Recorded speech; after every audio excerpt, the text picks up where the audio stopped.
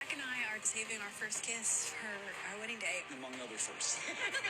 Tithing to TLC, welcome to Plathville Part 2. Like, dude, that's what I will never get over. You're her dad. Like, her talking about her bumping snugglies. I'm thinking about it.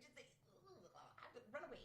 Where I left you, we were talking about Mariah, and then it goes over to Lydia, which I said is easily probably the most parentified child. A lot of her scenes were, hey, I'm doing all of this and no one is helping me out. Even mom's sitting on the couch, dad's at work. I'm running this entire household because, like a lot of these huge families, two people are going to have a heck of a time raising that many kids. So the responsibility typically falls on the oldest, and Lydia took on a lot of that responsibility. She is now set to be married, which is part of the 7th season that starts on July 22nd, and they have waited until their wedding day to kiss, and like Dad says, do other things. Even though that's not my style, I like to know what I'm getting into or what my forever is going to look like in certain areas. If it's your choice, that's totally cool. But the clear waters of choice get a little bit muddied when you add growing up in complete isolation and parents who really should have worked out a lot of stuff before they ever had children. The next child in line, number 6, is Isaac Plath, and I actually mentioned him yesterday, but throughout the show, he does come across as more of like the mild child trying to stay out of it, peacekeeper, that sort of thing. Now,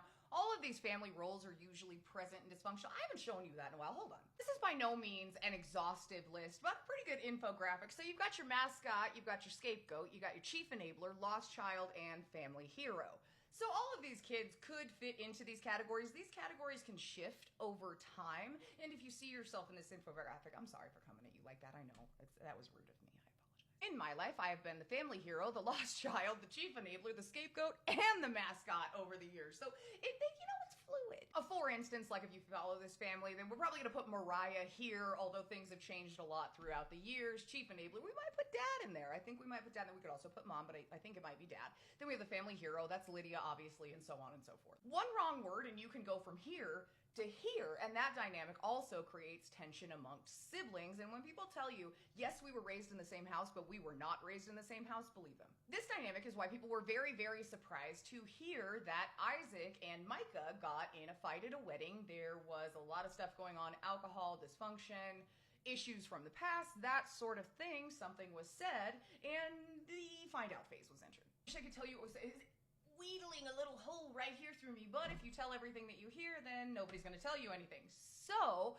the find out phase resulted in Micah basically almost losing his nose. What everyone has been calling it is his nose was almost ripped off. That brings us to the 7th Plath child, who unfortunately passed away in 2008 after a farming accident. Mom thought she had all the kids accounted for. She did not, and ran over her 17-month-old.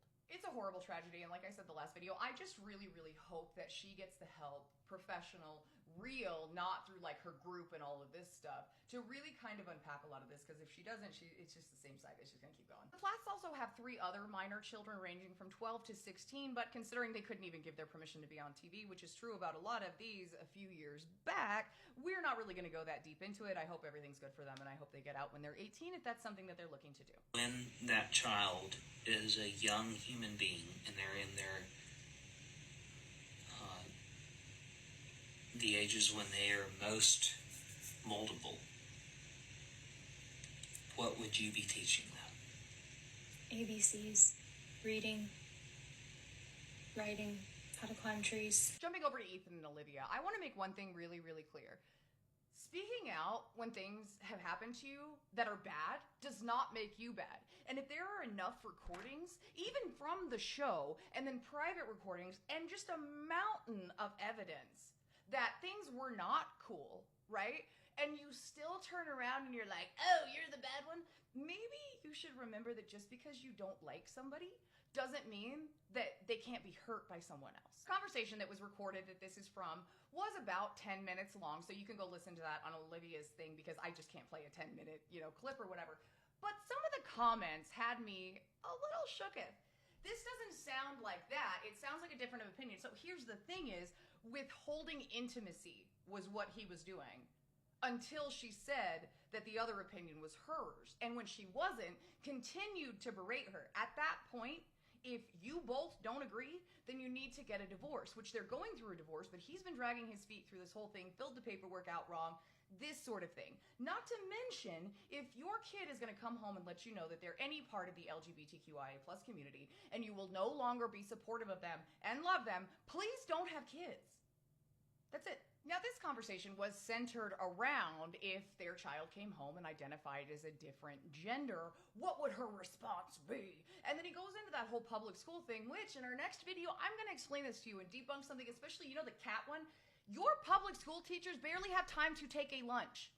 They're not doing that. But anyway, I'll see you at the next video.